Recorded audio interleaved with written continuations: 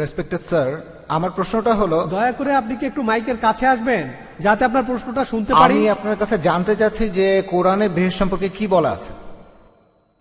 ভাই, আপনি কোরআনে বেহেশতের বর্ণনাটা জানতে চাচ্ছেন। আমি এখানে সংক্ষেপে বলছি। এটা একটা জায়গা যার নাম জান্নাহ। এই জান্নাহ শব্দটা আরবি থেকে বাংলায় অনুবাদ করলে হয় বাগান। জায়গাটা চিরস্থায়ী সুখের। এখানে বলা হয়েছে আপনার পায়ের নিচে নদী বয়ে যাবে, মধুর নদী থাকবে, দুধের নদী থাকবে, ফলমূলের কথা আছে, ডালিম, পেয়ারা ইত্যাদি। এই জায়গাটা আসলে পরকালের জন্য একটা পুরস্কার। হ্যাঁ স্যার, একটা কথা স্যার। হ্যাঁ, আপনি বেহেশতের বর্ণনা শুনতে চাইলেন?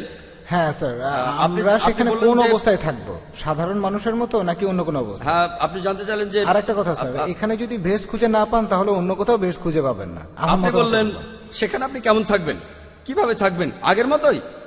ভাই, এখানে আমাদের অনেক কিছু প্রয়োজন, সেখানে সব আলাদা। আমরা এই অবস্থায় থাকবো না, সেখানে আমরা অন্য অবস্থায় থাকবো। তবে কিভাবে থাকবো আল্লাহ জানেন, তবে আলাদা। মাথায় শয়তানি চিন্তা আসবে না যদি আপনি বেহেশতে যান। না, আমি আমাদের শরীরের কথা বলছি না, আমি জানতে চাচ্ছি আমাদের আত্মার কথা। আমাদের আত্মার তখন কি হবে, সেটা কেমন থাকবে? আপনি বেহেশতে গেলে দেখতে পাবেন ইনশাআল্লাহ। আসুন প্রার্থনা করে যেন বেহেশতে যাই ইনশাআল্লাহ। তাহলে আপনি আমাকে এমন একটা জায়গার কথা বলছেন যেটার কোনো বর্ণনা দিতে পারছেন না। সরি, আপনি এমন জায়গার কথা বলছেন যেটা কোনো বর্ণনা নেই। ভাই, আপনি বললেন বেহেশতের বর্ণনা শুনতে চান, আমি বর্ণনা শুরু করলাম, তখন বললেন জায়গাটা না, আমাদের সেখানে কি হবে, আমাদের কি হবে, আমাদের দাড়ি থাকবে কিনা, আমরা যুবক থাকবো কিনা, আমাদের আত্মা সেখানে থাকবে। আমি বলছি আত্মার কথা, মনের কথা। আত্মা কিভাবে থাকবে? আল্লাহ পবিত্র কোরআনে বলছেন, সূরা আল ইমরানের 185 নম্বর আয়াতে উল্লেখ আছে, কুল্লু নাফসিন যায়কাতুল মাউত। প্রত্যেক আত্মায় মৃত্যুবরণ করবে, প্রত্যেক আত্মায় সেখানে থাকবে, তবে শরীরটা সেখানে থাকবে না। আমাদের আত্মা সেখানে উপস্থিত থাকবে, কিন্তু সেটা কোন অবস্থায় থাকবে? যেমন 80 বছরের একজন বৃদ্ধা মহিলা কোন অবস্থায় জীবিত হবেন, বৃদ্ধ না যুবতী, আল্লাহ মালুম, তবে আলাদা কিছু হবে। আমি আমাদের শরীরের কথা বলছি না, আমি বলছি আত্মার কথা। আত্মা থাকবে। আত্মাই যদি সবকিছুর জন্য দায়ী হয় তাহলে আমাদের কাজকর্মের জন্য আত্মাই। ঠিক কথা, ঠিক বলেছেন ভাই। তাহলে আমি যদি বেহেশতে যাই তাহলে আমি ভাববো যে আল্লাহ আমাকে 70টা হুর পরিয়ে দেবেন, তখন আমার মনে হতে পারে যে বেহেশতে চেয়েও ভালো জায়গা আছে। মানে বেহেশতে যাওয়ার পর সবকিছু কিভাবে শেষ হবে? মানুষের তো আসলে চাওয়া পাওয়ার শেষ নেই। মানে সেখানে আমাদের আত্মাটা কি অবস্থায় থাকবে? আমার আত্মা তখন কি একই অবস্থায় থাকবে?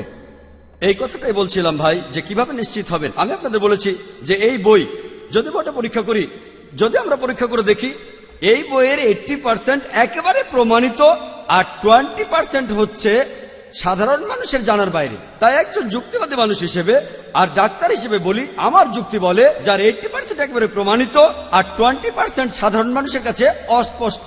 আসলে সত্যি বলতে কি, যে কোনো ধর্মগ্রন্থকেই অযৌক্তিক বলাটা খুব কঠিন, কারণ আপনি নিজেই দেখবেন। ভাইয়া, আপনি বলছেন এটা খুব কঠিন। আপনি আমার ভিডিও ক্যাসেট দেখতে পারেন, আমার ক্যাসেটটা শুনতে পারেন। আমি শিকাগোতে ডক্টর উইলিয়াম ক্যাম্বেলের সাথে একটা বিতর্ক অনুষ্ঠান করেছিলাম, যার বিষয় ছিল Quran and Bible in the light of science. দেখবেন, আমি চাইলে অনেক ধর্মগ্রন্থে বাতিল করতে পারি। আজকে আমার কাজ বাতিল করা নয়, আমাদের সাদৃশ্যগুলো দেখা।